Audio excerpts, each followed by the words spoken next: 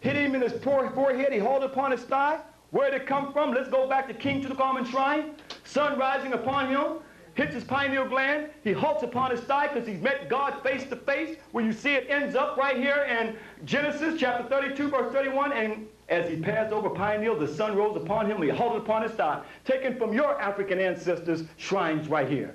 And then they're going to call us sun worshipers. We were not sun worshipers.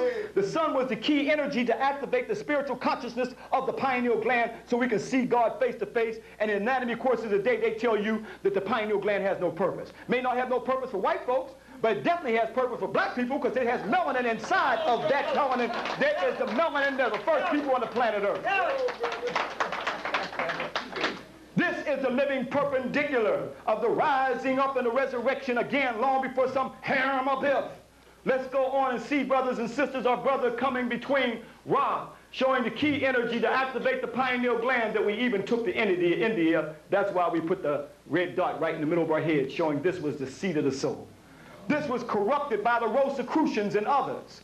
This is where you see they got the Shaktas to rising up to activate the light of the mind of the pineal gland and 13 stars representing transformation and rebirth. And then they're going to give us little white angels and the angelical realm when in fact it was the pineal gland and the brain.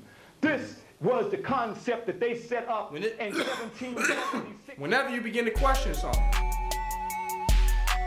everybody's scared. Just stick to the Bible. You're getting in dangerous ground, man. So my point is, even the level of communication that we have is limited. And we have to have a higher communication among one another to get to a higher point.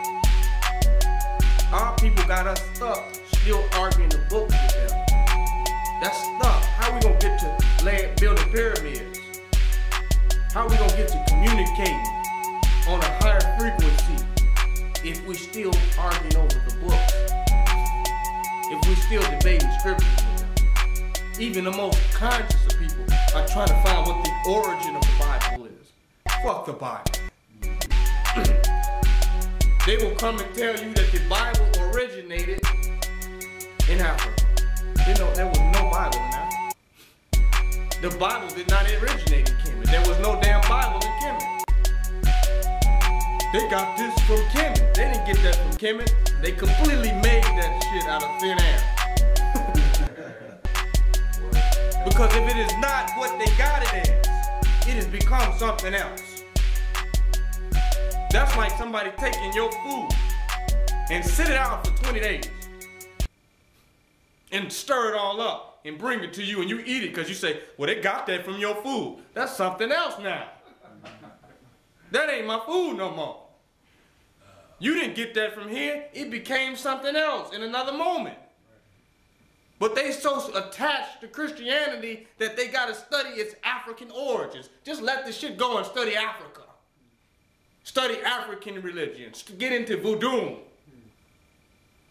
Study unreligiousness. Because they didn't have religion in Africa. They had ways of life based upon their culture. So study unreligiousness. But they got to find the African origin of Christianity. They cannot let Christianity go. And that's the problem. They're keeping it alive. Now you got African Christianity. There was no damn Christianity in Africa. Let it go. But they're not going to do that because they're still limited and stuck. So we still arguing the Bible with them. Conscious people come ask you, do you believe in a higher power? Higher than what? Higher where? Power is power. We don't want to be unkind, but we want to be factual. We don't want to cause hurt feelings, but we want to be academically correct in what we understand and know to be true. Christianity just is not based on truth. We find that Christianity was in fact nothing more than a Roman story developed politically. The reality is, Jesus was the solar deity of the Gnostic Christian sect. And like all other pagan gods, he was a mythical figure. It was the political establishment that sought to historize the Jesus figure for social control. By 325 AD in Rome, Emperor Constantine convened the Council of Nicaea. It was during this meeting that the politically motivated Christian doctrines were established, and thus began a long history of Christian bloodshed and spiritual fraud. And for the next 1600 years, the Vatican maintained a political stranglehold on all of Europe, leading to such joyous periods as the Dark Ages, along with enlightening events such as the Crusades and the Inquisition.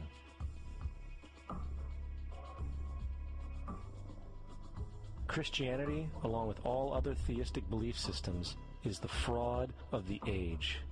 It serves to detach the species from the natural world, and likewise each other. It supports blind submission to authority. It reduces human responsibility to the effect that God controls everything, and in turn awful crimes can be justified in the name of a divine pursuit. And most importantly, it empowers those who know the truth, but use the myth to manipulate and control societies. The religious myth is the most powerful device ever created, and serves as the psychological soil upon which other myths can flourish.